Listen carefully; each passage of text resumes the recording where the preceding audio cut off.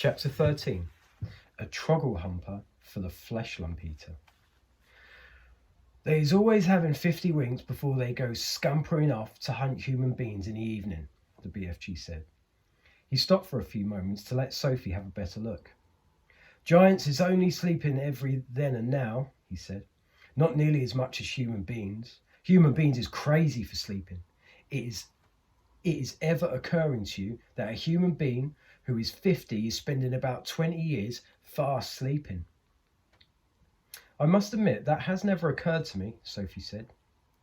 You should allow it to occur to you, the BFG said. Imagine it, please. This human being who says he is 50 has been fast asleep for 20 years and is not even knowing where he is, not even doing anything, not even thinking. It's a funny thought, Sophie said. Exactly, the BFG said. So what is I trying to explain to you is that a human being who says he is 50 is not 50. He is only 30. What about me? Sophie said. I am 8. You is not 8 at all, the BFG said. Human being babies and little chidlers are spending half their time sleeping. You is only 4. I'm 8, Sophie said.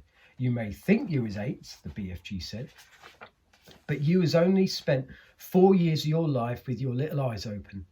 You is only 4, and please stop higgling me. Titchy little snapper whippers like you should not be higgling around an old sage and onions who is hundreds of years more than you.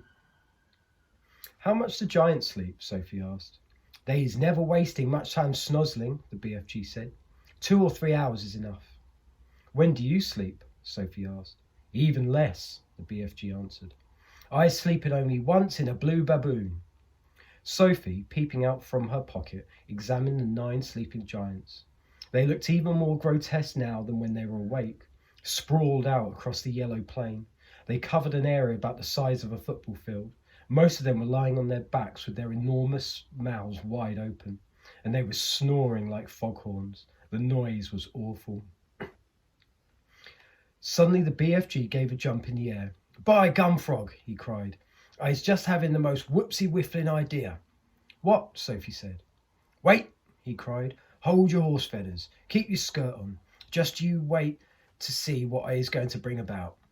He galloped off fast to his cave with Sophie hanging on tight to the rim of his pocket. He rolled back the stone. He entered the cave. He was very excited. He was moving quickly.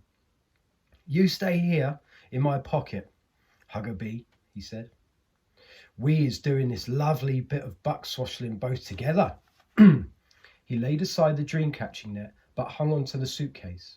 He ran across the other side of the cave and grabbed a long trumpet thing, the one he had been carrying when Sophie had first seen him in the village. With the suitcase in one hand and the trumpet in the other, he dashed out of the cave. What is he up to now? Sophie wondered. Peep your head up good, the BFG said. Then you will get a fine winkle of what's been going on. When the BFG came near to the sleeping giants, he slowed his pace. He began moving softly. He crept on his toes towards the ugly brutes. They were still snoring loudly. They looked repulsive, filthy, diabolical. The BFG tiptoed around them. He went past the gizzard gulper, the blood bottler, the meat dripper, the child chewer. Then he stopped. He had reached the Fleshlumpeater. He pointed at him. Then he looked down at Sophie and gave her a big wink.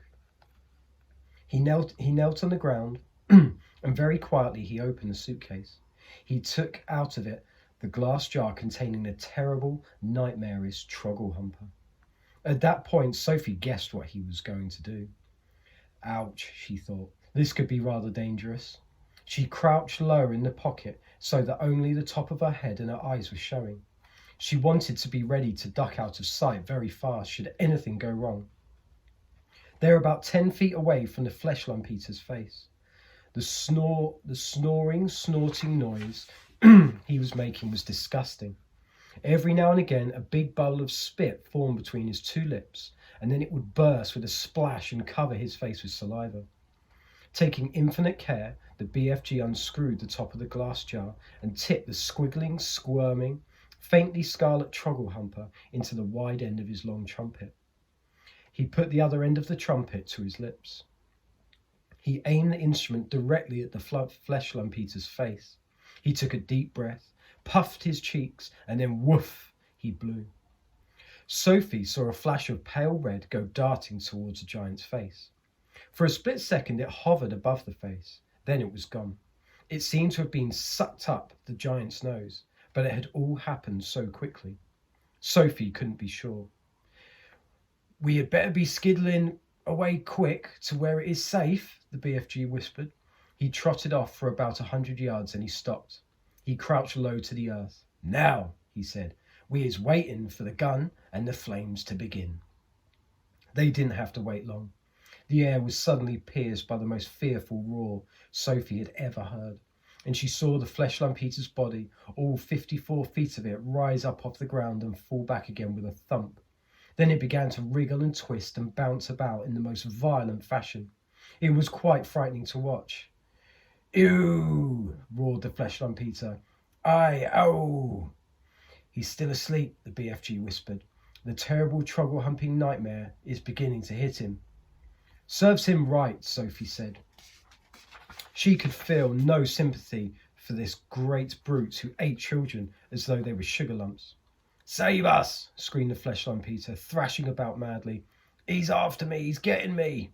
The thrashing of limbs and the waving of arms became more violent by the second.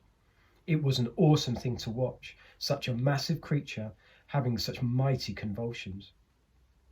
"It's Jack!" bellowed the Fleshlumpeater. "It's the gruteful, gruncious Jack! Jack is after me!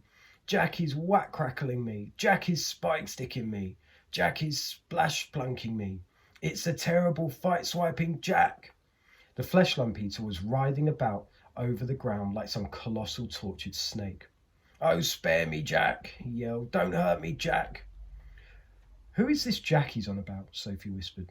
"Jack is the only human being all giants is frightened of," the BFG told her. "This is all absolutely terrified of Jack. They is all hearing that Jack is a famous giant killer." "Save me!" screamed the Fleshlumpeater.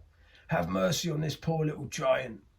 The beanstalk, he is coming at me with his terrible spike-sticking beanstalk.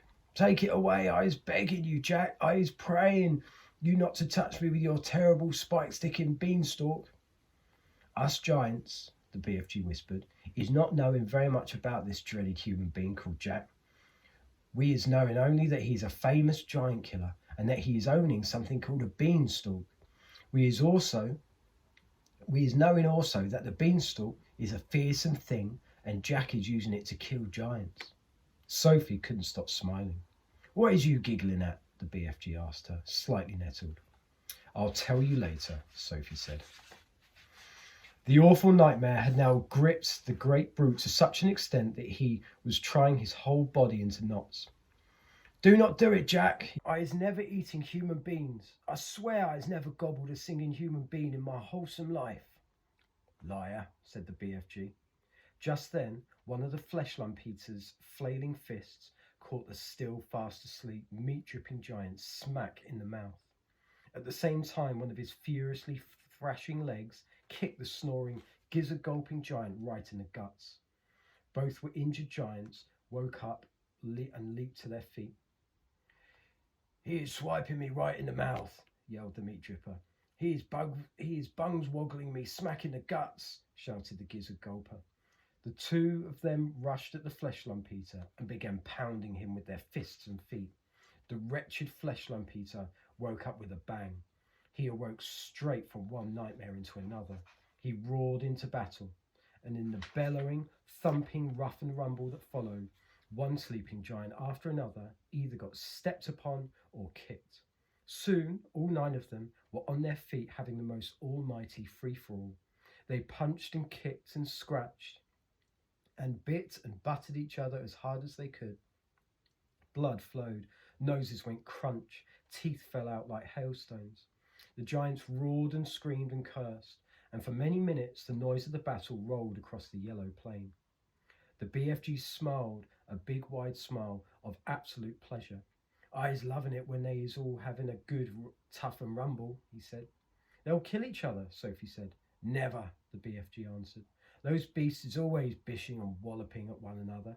Soon it will be getting dusky and they will be galloping off to fill their tummies." They're coarse and foul and filthy, Sophie said. I hate them. As the BFG headed back to the cave, he said quietly, "We certainly was putting that nightmare to good use, though, wasn't we?"